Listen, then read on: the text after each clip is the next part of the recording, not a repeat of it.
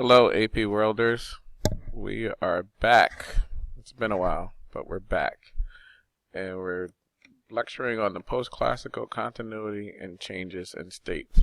And if you are watching us on YouTube, you should stop and go watch it on Schoology on Play Post It on Schoology. So the classical era has ended, and now we are entering the post-classical. There were state formations in this era that demonstrated continuity, innovation, and diversity. All right.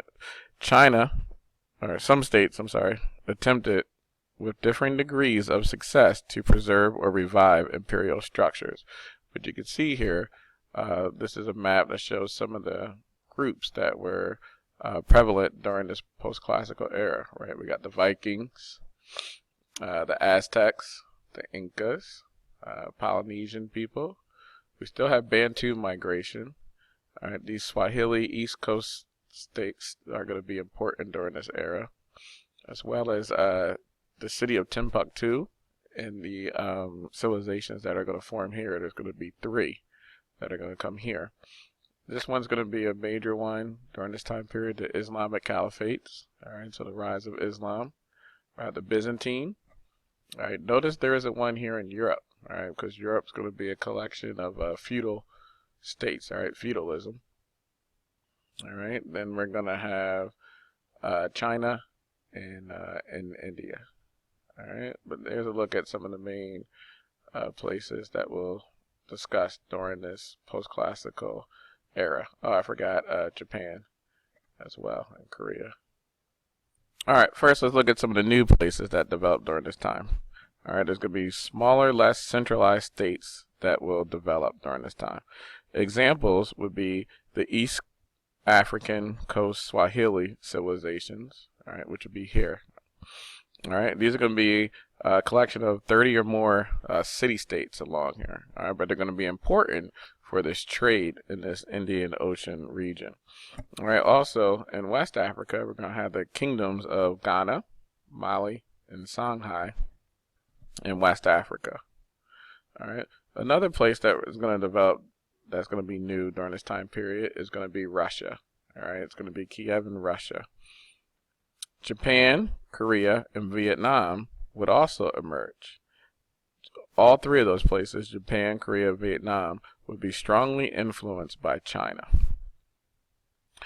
All the places that we just listed here, a main similarity, so if we get a similarity question, you would focus on this, but as newcomers to the growing number of civilizations, all of them borrowed heavily from larger or more established centers. All right, so they all borrowed.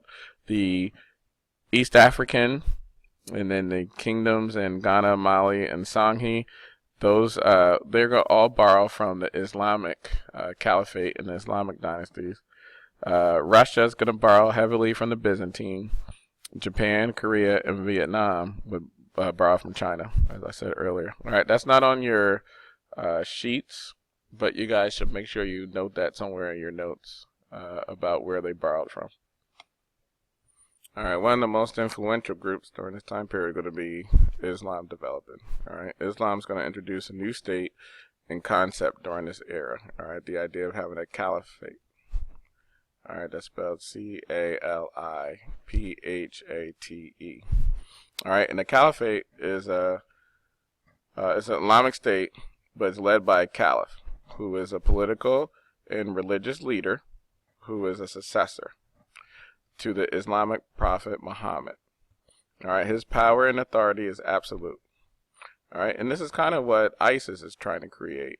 They're trying to create a caliph.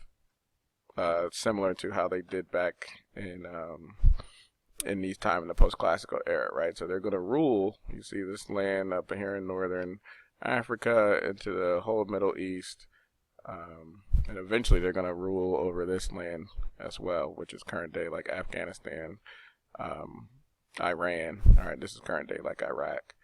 All right, this is going to be the Byzantine Empire, so you can see how close they are, which is going to cause conflict, right? You guys might have heard of the Crusades. We'll learn about the Crusades, and that'll be the conflict between the two groups. All right, another very influential group during this time period are going to be the Mongols.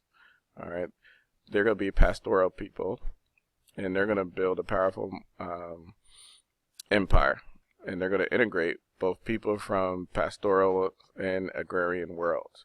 All right, so here's a look at the Mongol. They end up taking over all this land, and what they do is they divide it up into 4 khanates. All right, they have a different leader in charge of each. All right, in the Americas, we're going to get powerful states developed in the same regions that we previously saw them in Mesoamerica and the Andes region.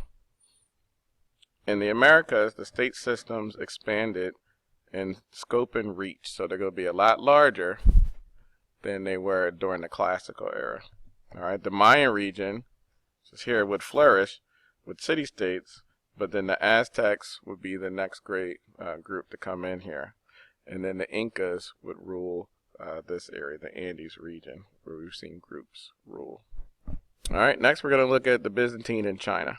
Byzantine, which hopefully remember broke off from when the Roman Empire collapsed, they're going to follow the traditions of the Roman Empire. They actually considered themselves the second Roman Empire. They did have some new innovations, especially in religion. All right, so they're going to follow Eastern Orthodox Christianity. They didn't like the power of the Pope under Catholic, and the leaders of the Byzantine had religious power, so they're going to create their own religion, Eastern Orthodox. All right, so that's going to be the first split that we see in the Christian church, that Eastern Orthodox. China was able to rebuild on the Confucian values, all right, that they shared. All right, so the 3 dynasties during this time period are going to be the Sui, the Tang, and the Song dynasties.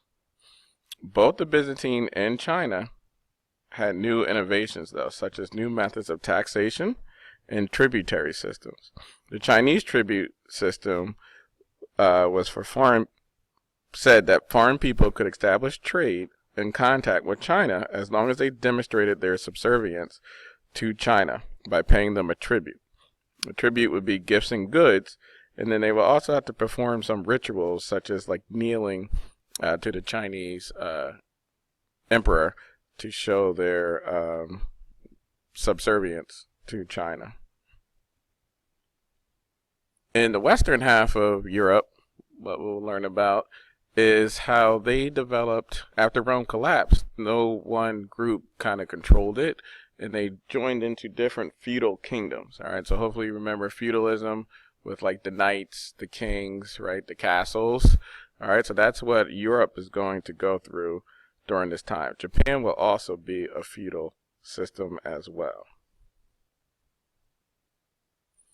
Trade networks during this era increased productive capacity and impacted social and gender structures in the environment. Productivity increased in both agriculture and industry.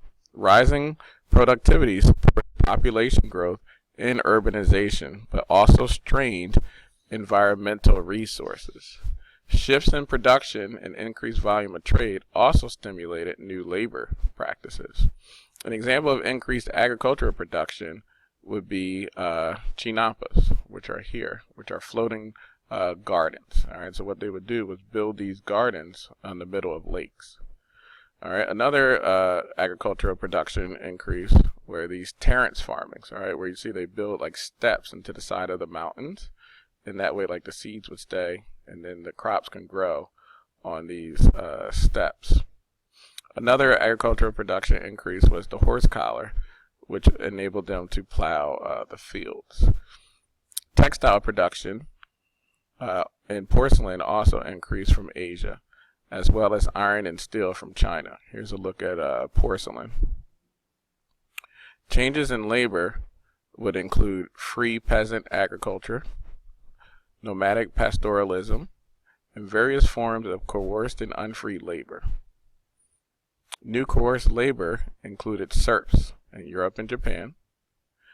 We're going to have the Mita system with the Incas that we'll talk about. All right, but the Mita was a mandatory public service in the society of the Incas.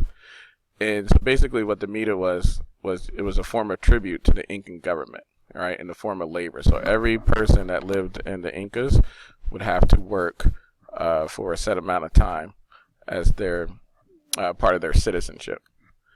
And then also the demand for slaves for military and domestic purposes would also increase in Central Eurasia and parts of Africa and the Mediterranean region. And lastly, social structures was a continuity from the previous era, and it was shaped by class and caste. Patriarchy persisted, but women did have more power amongst the Mongols in West Africa, like in Timbuktu, Japan, and Southeast Asia. All right, so that's it. That's an intro to this area. These places we'll focus on a little bit more during this time period, and then we will also focus on trade. Those are kind of the three big things. You might want to write this down too. For this time period is Islam, the increase in trade networks, and then the continuity and changes in these different dynasties that are about. All right, so I'll see you guys in class.